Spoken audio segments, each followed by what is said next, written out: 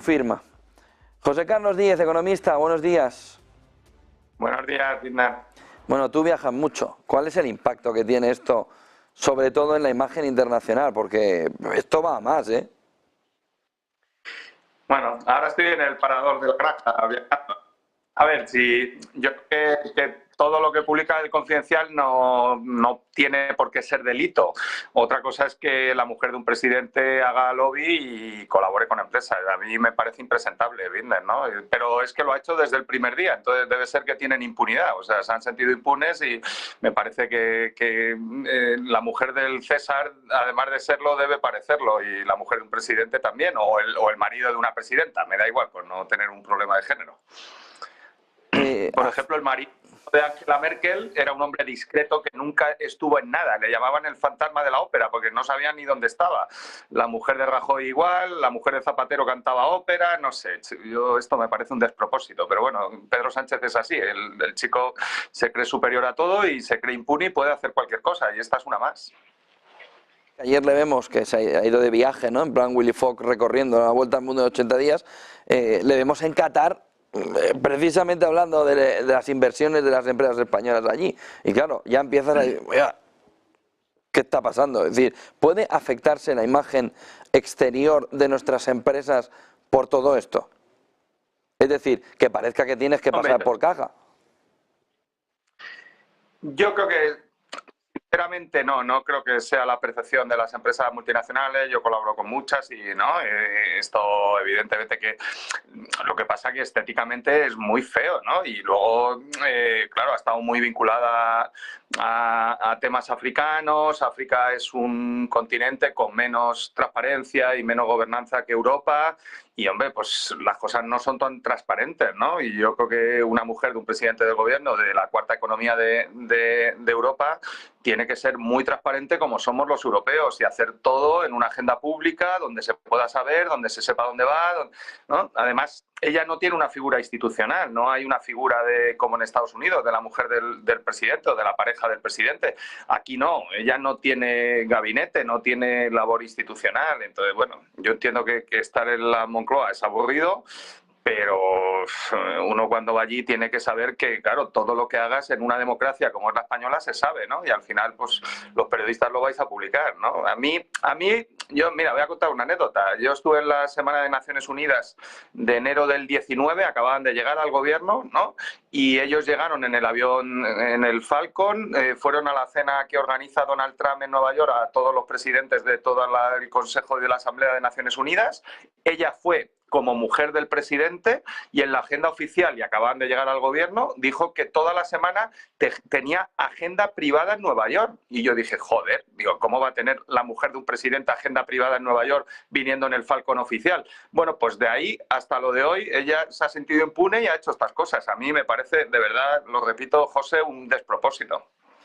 A partir de ahí, dejando a un lado ya esa fotografía que vamos a ver cómo acaba, porque lo que puede desestabilizar es sobre todo que haya una crisis de gobierno. Es decir, parece evidente que antes o después va a tener que asumir alguien responsabilidades, sobre todo por no abstenerse, ¿no?, en el Consejo de Ministros sobre determinadas decisiones, que aquí parece que pueden hacer lo que quieran, pero no es verdad. Y al final hay que dar cuenta de las cuestiones que se hacen. No vale salir rueda de prensa Pachi López de joder al del país. ¿Cómo preguntas? ¿Cómo comparas a este con el otro? No vale. En democracia lo que vale son los hechos y sobre todo decir lo que está sucediendo. Pero aparte de eso, ¿cómo ves la fotografía de una economía española que la semana que viene va a ver cómo el Banco Central Europeo previsiblemente mantenga los tipos de interés, pero va a ser la última reunión? A partir de ahí, el BCE tiene que bajar tipos.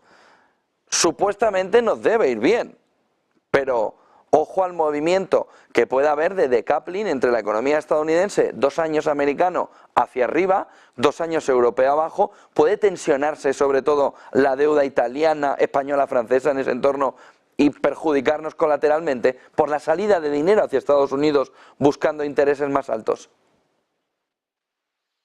Bueno, puede ser.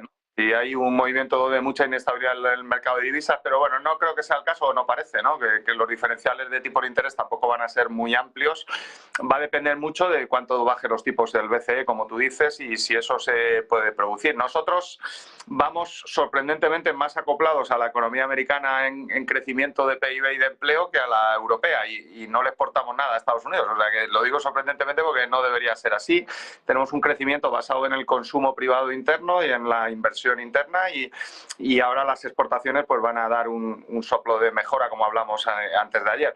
A ver, yo creo que donde tiene que acoplarse la economía española con Estados Unidos es en renta por habitante y en productividad, y ahí vamos desacoplados desde hace 25 años, ¿no? Entonces, o sea, está bien crecer, está bien crear empleo, yo creo que eso es una buena noticia. Yo cuando salen buenas noticias, José, las cuento, ¿eh? Y cuando salen malas también. Pero lo que no hacemos bien es incorporar innovación y desarrollo tecnológico en los bienes y servicios que producimos para exportar, y competir a nivel internacional con bienes y servicios con más nivel de innovación y de margen y de productividad. Y eso te permite generar más empleo y mejores salarios. Entonces, está bien crear empleo, pero no empleos precarios con salarios bajos. Yo creo que deberíamos plantearnos una estrategia ya de entrar en dinámicas de apoyar, ¿no? Los Next Generation son una oportunidad, están empezando a funcionar los PERTES, pero va todo lentísimo, ¿no? Ayer ha salido el dato que el año pasado solo se han ejecutado el 27% de fondos europeos previstos. Pues es un desastre, José, ¿no? Y esto incluye a comunidades autónomas y ayuntamientos, no incluye solo al gobierno central, ¿eh? Es un desastre. O sea, todos los partidos deberían hacer un acuerdo en el Parlamento para empezar a ejecutar bien esos fondos, para hacer una estrategia de innovación. No creo que alguien aquí en Segovia, donde estoy hoy, vaya a votar a un partido a otro porque haga una estrategia de I+D diferente, ¿no? Yo creo que la estrategia de I+D y de innovación se podía pactar entre los grandes partidos. Digo yo, vamos, que por darles una idea de que acuerden algo. De partidos, ayer presentó, inscribió, no sé cómo dice, la propuesta de Vox sobre el IRPF.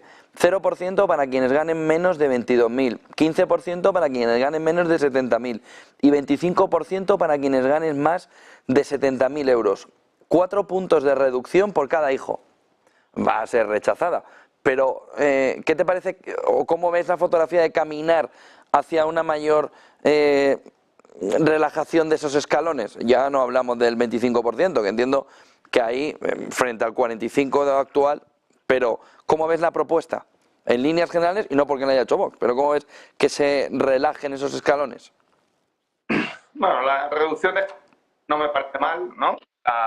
De hecho, tenemos demasiados, yo creo, o sea que eso no es un problema. El tipo sí, no porque a mí me guste cobrar impuestos, que no me gusta, pero hombre, si tienes un gasto público tan elevado, con un déficit público estructural de 4 puntos de PIB y 108 o 109 puntos de deuda pública, y hay riesgo, como tú has dicho al principio, de que haya una crisis financiera y que no te financie la deuda pública, pues hombre, la propuesta de Vox baja la recaudación del impuesto sobre la renta prácticamente a la mitad, yo los cálculos últimos que hice, y es el principal impuesto en recaudación. Entonces, eso te lleva directamente a una crisis de deuda pública. O sea, los inversores dicen, o sea, tú tienes un gasto público insostenible, sobre todo en pensiones, y no lo vas a pagar tú con impuestos y lo quieres que pagar yo con deuda. Pues no te compras los bonos, ¿no? Evidentemente, ¿no? Entonces, yo creo que deberíamos primero hacer una estrategia también, si es posible, consensuada entre los dos grandes partidos, aunque aquí es más difícil, José, porque hay 10 millones de pensionistas y eso sí es política, ¿no? Así como la política de innovación no le afecta a casi nadie, las pensiones le afectan a 10 millones de votantes, ¿no? Entonces, llegar a un acuerdo en pensiones para hacer no recortes de pensiones, sino una moderación en el crecimiento del gasto y medidas, pues como se hicieron en 2010 y en 2012, yo creo que eso es poco viable en este momento. Si hiciéramos eso, redujéramos el déficit estructural y redujéramos la deuda pública, pues yo también apoyaría bajar impuestos.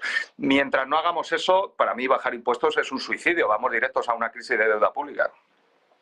Sí que se puede bajar los gastos aún así. Menos el de pensiones, sanidad, habrá gastos superfluos que se puedan reducir, entiendo. Puedes meter deducciones, por ejemplo, la deducción que hay en el impuesto de sociedades de I+D, que ahora la agencia tributaria está funcionando, yo creo que es positiva. Se pueden meter deducciones por hijos para que haya incentivos a la natalidad. O sea, tú puedes tocar los impuestos, pero no puedes bajar la recaudación a la mitad, como propone Vox, ¿no? Eso no es sostenible. Pues muchísimas gracias por toda esa fotografía que te veo allí en la granja, has dicho, ¿no? Los reyes sabían elegir. Sabían elegir bien, ¿no? Además hace un día espectacular hoy en Segovia, estaba todo nevado, justo espectacular, ¿eh? Después de todo lo que ha llovido y nevado, ¿no? En Semana Santa. Ayer pasé por Reja Fría, pasaba el río precioso, está todo, la naturaleza explotando. Eso significa menos inflación de alimentos. Buen día y buen negocio, José Carlos. Gracias. 16 de la mañana, hasta aquí este tiempo de Business Connection. Buen día a usted también, buen negocio.